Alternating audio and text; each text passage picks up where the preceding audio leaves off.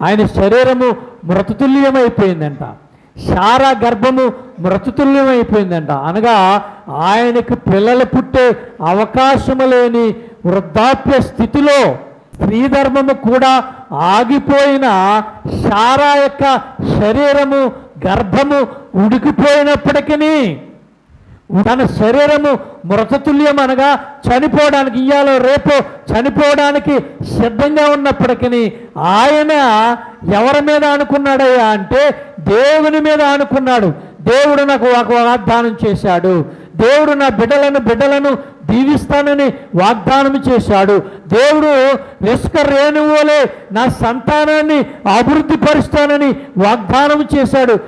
ఒక్క పిల్లోడు కూడా లేని సమయంలో ఎవరి మీద ఆయన మనసును అనుకున్నాడమ్మా?